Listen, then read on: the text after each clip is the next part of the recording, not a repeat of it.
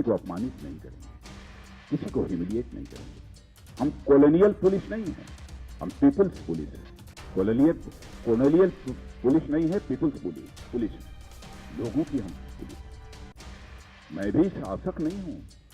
आज मैं आपके सामने खड़ा हूं तो मैं हिंदुस्तान की जनता के सेवक के रूप में खड़ा हूं। पुलिस पर यह आरोप लगता है कि व्यवहार में काफ़ी कुछ कमी है जनता की अपेक्षाओं के अनुरूप, तो उनको किस तरह से व्यवहार में परिवर्तन हो, कैसे पुलिस जनमित्र बने, इन सब विषयों पर भी यहाँ पर चर्चा हो रही है।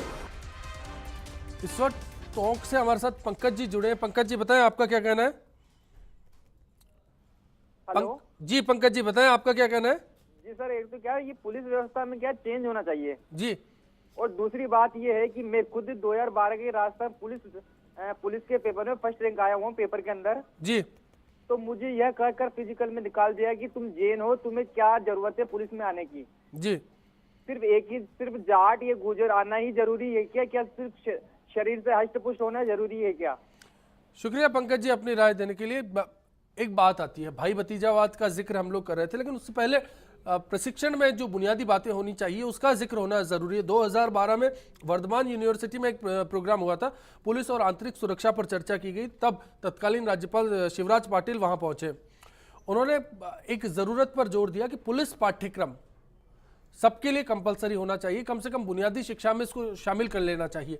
दोनों चीजें हैं, पुलिस के लिए भी और सिविलियंस के लिए भी, आम नागरिक के लिए भी। आपको नहीं लगता कि दोनों को एक दूसरे की जरूरतों का पाठ पढ़ाया जाना चाहिए? देखिए, पुलिस में जो भर्ती होता है, चाहे सिपाही हो चाहे थानेदार हो, उसकी 9 महीने की ट्रेनिंग है और वो भी सिलेबस से है। उसमें IPC, CrPC, evidence act, minor act पढ़ा है। 2 किस्म की, एक तो होती है आउटडोर, एक होती है इंडोर। इंडोर के सिलेबस में कहीं भी ये नहीं है कि पब्लिक से करना तुम कैसे करोगे। जी आईपीएस ऑफिसर्स की 1 साल की ट्रेनिंग है नेशनल पुलिस एकेडमी में, वहाँ पूरे हिंदुस्तान के कानून पढ़ाए जाते हैं। आपने बेसिक सिलेबस ही करना गलत किया हुआ है। वो सिलेबस जो स्टैंड नहीं करता, एक तो ये कारण है। दूसरा कारण ये है कि पुलिस में हम पुराने टाइम में ऐसा नहीं कि पुलिस वाले सारे युधिष्ठिर थे, परंतु उनके कोई अपने मापदंड होते थे जिंदगी जीने के, धर्म कर्म के।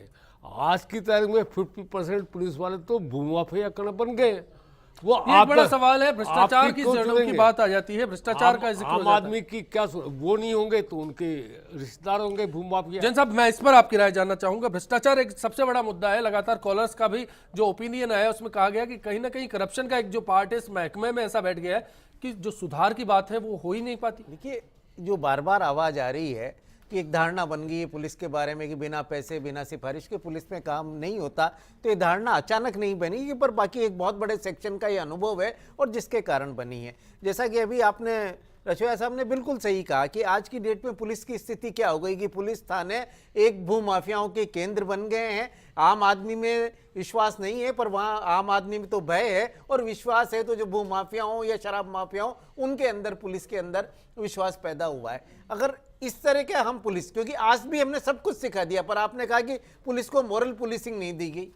आपने सब कुछ सिखा दिया पर पुलिस को यह नहीं बताया कि आपका दीन ईमान क्या है, आपको एक आम आदमी के साथ कैसे फ्रेंडली कैसे होंगे होगा।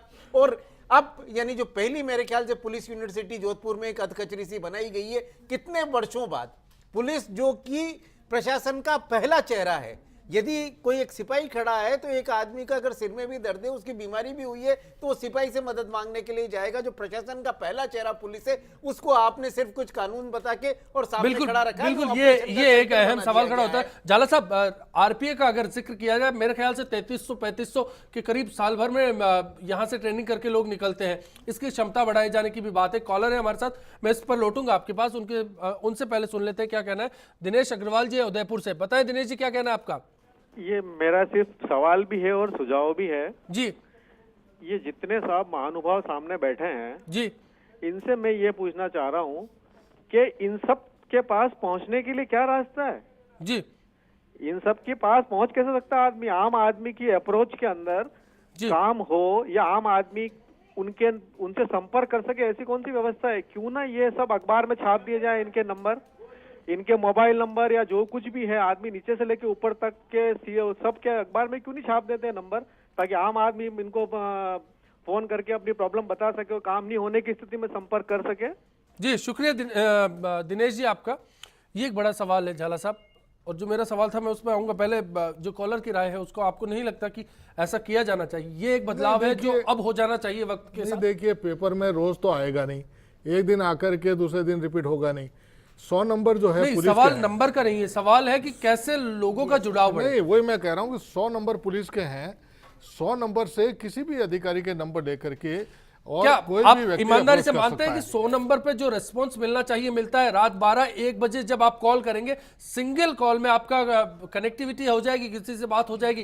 क्या ऐसी जवाबदेहिता ठीक है जयपुर में हो सकती है, क्या दूर दराज के गांव से कोई कर पाएगा? जी बिल्कुल, आपकी क्वारी बिल्कुल सही है। ये शहरों में तो इस तरह की जो रेमेडी मिल जाती है, शहरों में तो रेस्पॉन्स मिल जाता है, लेकिन गाँव के जो थाने हैं वहाँ पर अपने अफसर भी जो है ना अपने थाना अधिकारी से या मातहतों से ढंग से बात करना चाहे तो नहीं होती। और आप देखिए थानों के अंदर भी रात्रि के अंदर जो है पुलिस बल भी उपलब्ध नहीं होता।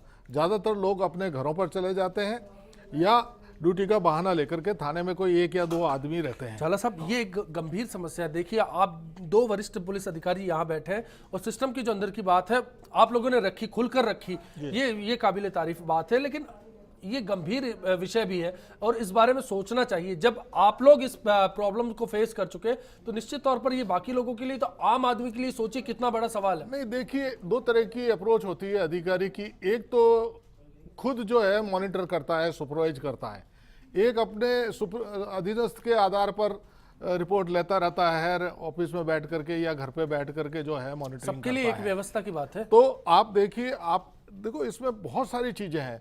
पहले तो सबसे पहले ट्रेनिंग की बात है कि ट्रेनिंग का जो सिलेबस है वो रिलेवेंट नहीं है। जो जिस तरह की ट्रेनिंग होनी चाहिए, देखिए पुलिस के 2 तो आप ये तो मानते हैं कि बुनियाद में कमजोरी है? बिल्कुल, पुलिस की 2 ड्यूटी है, लॉ एंड ऑर्डर मेंटेन करना है और क्राइम प्रिवेंशन का और डिटेक्शन का। और दूसरा आरपीए वाली बात जो है, आरपीए में आपको लगता है कि जो ट्रेनिंग का जो नंबर है उसमें इजाफा करने के लिए कहीं और ट्रेनिंग अकेडमी खोलनी चाहिए ताकि नफरी की कमी से भी ना जूझा जाए? देखिए, समय समय पर जो भी वहाँ डायरेक्टर रहे हैं उन्होंने अपने लेवल पे अपने जितनी उनकी क्षमता थी, जितना उनका जो नजरिया था उसके आधार पर तैयारी की और रिफॉर्म के लिए सेमिनार किए, गोष्ठियां की और भी बहुत सारे जो है उन्होंने प्रोविजन भेजे, सरकार को भी प्रपोजल भेजे। चलिए, मेरा एक सवाल है, मैं आऊंगा आपके पास। एक और कॉलर हमारे साथ जुड़े हैं, ब्यावर से वासुदेव जी हमारे साथ हैं। बताएं वासुदेव जी, क्या कहना है आपका? वासुदेव जी, आवाज पहुंच रही है आप तक? लगता है इनसे संपर्क हमारा कट गया। आरपीए की ट्रेनिंग एकेडमी की बात है, फिजिकल ट्रेनिंग पर जोर दिया जाता है। प्रशिक्षण के दौरान जो आईपीसी सीआरपीसी पढ़ा दी जाती है वो खाना पूर्ति के तौर पर होती है, थाने में पहुंचने के बाद वो ढंग से याद तक नहीं होती। कई बार तो वकील या फिर फरियादी बताता है कि किस धारा में मामला दर्ज कीजिए। कि ये जो मेजर एक्ट हैं इनके प्रोविजन तो पढ़ाए जाने चाहिए। प्रोविजन नहीं जानेगा तो वो किस तरह से जो है थानों में जाकर के या फील्ड में जाकर के काम करेगा। लेकिन वहाँ भी कुछ केस स्टडीज होने चाहिए और केस स्टडीज के आधार पर जो है परीक्षा होनी चाहिए, वो नहीं हो पाती। प्रशिक्षण में बहुत भी कुछ होना चाहिए लेकिन ऐसा नहीं हो पाता। निशा जी, मैं आपकी राय जानना चाहूंगा। देखिए, व्यवस्था की बात है। एक कॉलर ने सवाल किया था राजनीतिक हस्तक्षेप का। मुझे लगता है कि वो भी एक बहुत बड़ा अहम सवाल है कि पुलिस स्वतंत्र रूप से कैसे काम करे। अगर राजनीतिक हस्तक्षेप और प्रभावशाली लोगों का हस्तक्षेप बंद हो जाए तो आधे से ज़्यादा समस्या वैसे ही सुलझ जाएगी। दूसरा, जो बुनियाद है उसको मजबूत करें, क्योंकि मैंने पहले भी जिक्र किया था कि थाना रीढ़ की हड्डी की तरह काम करता है। अगर रीढ़ की हड्डी कमज़ोर होगी तो वो ढांचा ठीक से खड़ा नहीं हो पाएगा। थाने को अच्छे से व्यवस्थित कर दोगे तो बहुत सारे मामलों में आपको राहत मिलेगी। नफरी बढ़ा दो, एक छोटा सा ही तो समस्या है, तो क्यों नहीं करते हैं? क्यों नहीं? नफरी बढ़ाने से क्या आपको नहीं लगता समस्या और बढ़ जाएगी, करप्शन और बढ़ जाएगा? नहीं, करप्शन की बात नहीं है। अभी भी जो बुनियादी समस्या वो तो दूर नहीं हो रही। बुनियादी समस्याओं की तरफ मैं इशारा कर रही हूँ, बहुत छोटे छोटे स्तर के। जैसे अभी भी एक साइकिल का अलाउंस मिलता है 50 रुपए शायद।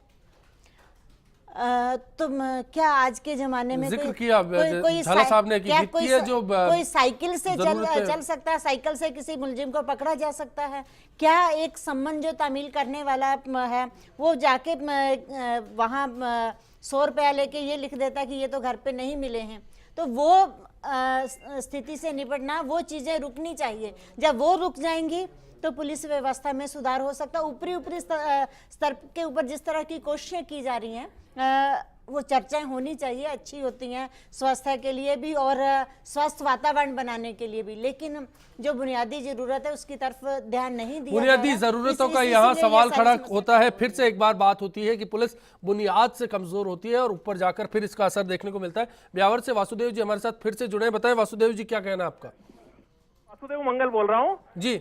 आयरलैंड पैनल कोड के संदर्भ में मेरा एक क्वेश्चन है कि जब इसका सारे प्रावधान जब भारत में लागू किए गए जी तो इंडियन पैनल कोड के नाम से लागू किए गए हैं जी, जबकि वास्तविकता ये है कि आयरलैंड पैनल कोड के सारे प्रावधान आज भी वस्तुस्थिति रूप में वही है, उसमें कोई बदलाव नहीं किया गया भारतीय संदर्भ में जी। जबकि भारत की वर्तमान परिस्थितियां आयरलैंड की परिस्थितियों से बहुत भिन्न है। शुक्रिया।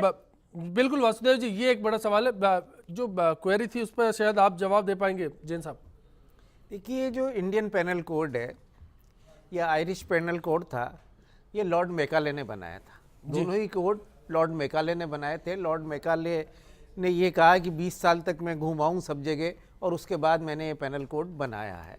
निश्चित रूप से जो पैनल कोड के प्रावधान एक ब्रिटिशर्स ने बनाए तो उसने उन्हीं ब्रिटिशर्स कानूनों को हिंदुस्तान में लागू करने की कोशिश की और कॉलोनाइजिस्ट कानून को लागू करने की। मैंने पहले भी कहा कि 1 नंबर से लेकर 298 तक वो कानून है जो राज्य को मजबूत करने के लिए दिए, गुलाम बनाए रखने वाले कानून है, और उसके बाद नॉर्मल आज इनकी देश को जरूरत नहीं है, उसमें से आधे से ज्यादा की देश को जरूरत नहीं है। आज भी वो कानून है जिसके मोदी सरकार तो सिर्फ 36 की समीक्षा की बात कर रही है। अंदर बंद रहे आज पर वही सरकार बदल गई, पर सरकार का मन यानी अंग्रेजों के बाद सरकारें दूसरी डेमोक्रेटिक इलेक्टेड सरकार आ गई, पर सरकार वही शक्तियां दमन के लिए अपने हाथों में रखना चाहती हैं और पुलिस को भी अपना दमन का टूल बना के रखना चाहती हैं। इसीलिए पुलिस रिफॉर्म में जो सबसे बड़ा हर्डल है वो सरकारों की मानसिकता है कि वो पुलिस को जनता को दबाने के टूल के रूप में यूज करना चाहती हैं, पीपल फ्रेंडली पुलिस नहीं बनाना चाहती। ये एक बड़ा सवाल यहाँ खड़ा हो जाता है कि पीपल फ्रेंडली पुलिस आखिर किस तरह से बन सकती है। ब्रेक के लिए रुकेंगे, आखिरी दौर में चर्चा के लिए आएंगे, सबका सुझाव जानेंगे कि फिर क्या किया जाना चाहिए अगर हर जगह कमियां हैं तो। पुलिस सिस्टम पहले की तरह लालफीताशाही और अफसरशाही का शिकार है। यहाँ आम आदमी को कोई तवज्जो नहीं दी जाती है, बड़े बड़े लोगों का ही स्वागत सत्कार होता है। पुलिस बिल्कुल न्याय दिलाने में सक्षम है अगर वो अपनी ईमानदारी और सच्चाई की तरह काम करे, है ना। वो अपनी जिम्मेदारी समझे, चाहे एक छोटा ऑफिसर है, चाहे एक छोटे ओहदे पे है पुलिस में, चाहे वो एक बहुत ही बड़े ओहदे पे है। जनता है पूरी तरह से संतुष्ट नहीं है पुलिस से, कुल मिलाकर है तो उसको ये रहता है मैं पुलिस में जाऊंगा तो ऐसा नहीं हो वो मेरे ऊपर ही चढ़ पड़े, मुझे फंसा दें, इसलिए वही रहता है कुल मिलाकर। बहुत ही कम लोग पुलिस में ऐसे हैं जो सही हैं।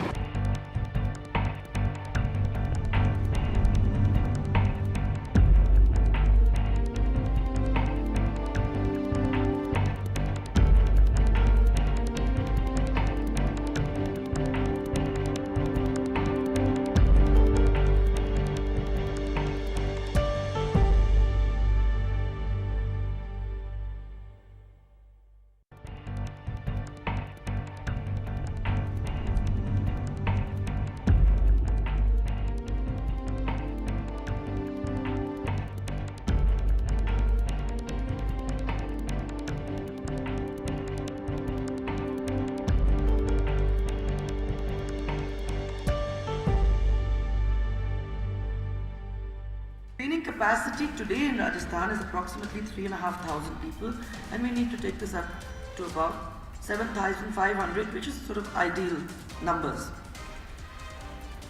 So I'm delighted to see that the one coming up in Alwar and the one that has just been announced in Bharatpur will cater to some of these needs. जहाँ तक राजस्थान की बात है, पहला साइबर क्राइम थाना यहाँ पर खुल गया है और SCRB में हमारे साइबर क्राइम को लेकर के काफ़ी विशेषज्ञ तैयार किए जा रहे हैं और हम उम्मीद करते हैं कि जल्दी ही इस तरह की व्यवस्था हर रेंज पर भी होगी।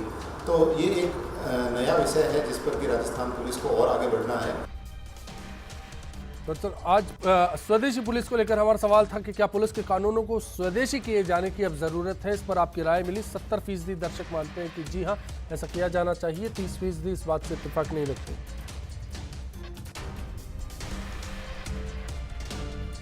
एक मोटी मोटी राय रछोया साहब हमारे सामने दर्शकों की आ गई, लेकिन अब मैं जैसा कि BL सोनी साहब जिक्र कर रहे थे साइबर थाने का, कि पहला राजस्थान में साइबर थाना खोल दिया गया, लेकिन साइबर क्राइम के मामले 2000 में आ गए थे। अगर राजस्थान की बात की जाए, दुनिया में पहले से आगे। क्या नहीं लगता कि आज भी हम पीछे हैं? आज के दौर में सिर्फ एक थाना पूरे राजस्थान में, ये क्या पीठ थपथपाने वाली बात है?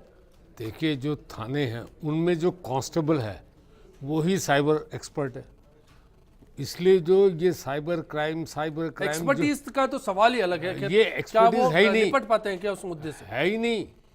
ये साइबर क्राइम का जो नारा दे रहे हैं लोग, ये गलत कर रहे हैं। साइबर लाखों को पूरी पुलिस जानती नहीं, केवल जो है 2-3 धाराएं करना जानती है।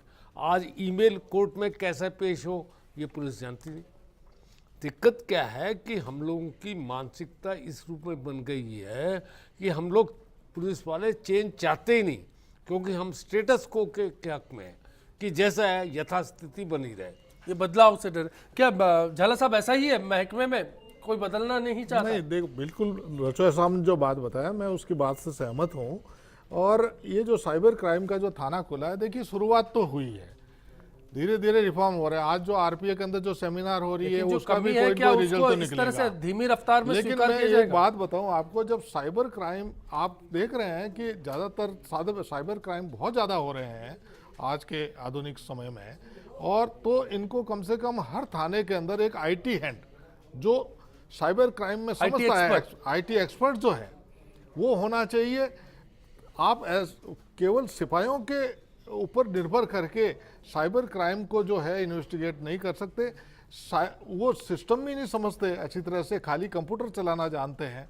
कितनी वेबसाइट्स है, किस तरह से जो है अपने सूचनाओं को जो है ब्लॉक किया जा सकता है, किस तरह से जो है स्क्रिप्ट किया जा सकता है, स्क्रिप्ट कैसे किया जा सकता है, ये सारे सिस्टम समझने की जरूरत है। चलिए रचोई साहब, आप अपनी बात कहें, फिर मैं निशा जी के पास जाऊंगा फाइनल कमेंट।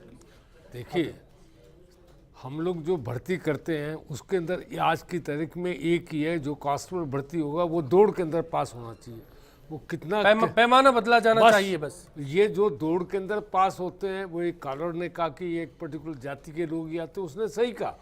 तो आम आदमी जो आईटी एक्सपर्ट है, जो और दूसरे एक्सपर्ट है, वो तो आ ही नहीं सकते, क्योंकि दौड़ का जो फार्मूला बनाया गया है, कंप्यूटर पर बैठने वाला रेस के मैदान में बराबरी पर नहीं आ सकता। निशा जी, क्या होना चाहिए? देखिए, सुधारों की तो सख्त आवश्यकता है, इसमें कोई दो राय नहीं है। और साइबर क्राइम थाना की बात है तो हर डिस्ट्रिक्ट हेडक्वार्टर पे कम से कम थाना तो ये साइबर क्राइम का होना चाहिए। जिस तरह से अभी बढ़ोतरी हो रही है, सोशल साइट्स बन रही हैं, जाने क्या क्या अभी चेंजेस आ रहे हैं, तो वो एक अकेला थाना राजधानी में रोकने में सक्षम नहीं। और जो नई भर्तियां हों तो उसमें इस तरह के एक्सपर्ट की भर्ती होनी चाहिए जो क्विकली उसको टैकल कर सके। जैन साहब, 1 मिनट में आपसे जानना चाहूंगा कि अगली बार जब आरपीए में किसी तरह से प्रशिक्षण को लेकर सेमिनार हो तो उसमें मुद्दे क्या होने चाहिए और किस बात पर प्राथमिकता से चर्चा होनी चाहिए? देखिए, अगर आरपीए में नेक्स्ट टाइम कोई सेमिनार हो तो सबसे पहला मुद्दा ये होना चाहिए कि पुलिस के चेहरे को कैसे बदला जाए, पुलिस कैसे ऐसे बनाई जाए जो लोगों को अपनी दोस्त लगे, अपनी दुश्मन या अपने पर अत्याचार करने वाली नहीं लगे, सबसे पहले। और दूसरी चीज़ ये कि पुलिस की कार्यप्रणाली में चेंज करना चाहिए। आप पुलिस के एक सिपाही को सारे कानून 9 महीने में पढ़ा दोगे, जो 25 साल कानून जानने वाला नहीं पढ़ सकता, तो आप नहीं सुधार सकते। साइबर थाना का, जयपुर का साइबर राजस्थान का एकमात्र थाना है जहाँ पर आईटी एक्सपर्ट आज भी कोई नहीं बैठा हुआ है, वही पुलिस सब इंस्पेक्टर 1-1 महीने की ट्रेनिंग करके लिए बैठे हुए हैं। इसलिए आपको फैसेज करना पड़ेगा कि आपको पुलिस चौकी से लेकर और साइबर थाने तक उस क्षेत्र के जो भी एक्सपर्ट है, चाइल्ड से एक्सपर्ट फील्ड वहां पर होना चाहिए, लॉ का एक्सपर्ट आदमी साथ में होना चाहिए, आपको मेडिकल फील्ड का एक्सपर्ट होना चाहिए। एक पुलिस एक ऐसा फेस होना चाहिए जनता के सामने, प्रशासन का, जिससे लगे कि ये हमारी दोस्त, सरकार ने हमारे लिए एक दोस्त खड़ा किया। बिल्कुल, जिस चेहरे को अभी वसुंधरा राजे और राजनाथ सिंह के बीच में आप देख रहे हैं, वहां एक चेहरा आ जाना चाहिए, लोगों को लगना चाहिए पुलिस की पहचान ये है, पुलिस की पहचान छिपी नहीं होनी चाहिए। आज इस चर्चा में इतना ही। खास मेहमानों का हम यहाँ शुक्रिया अदा करेंगे। इसी उम्मीद के साथ आपसे विदा लेंगे कि आने वाला कल आपके लिए आज से बेहतर साबित हो। नमस्कार।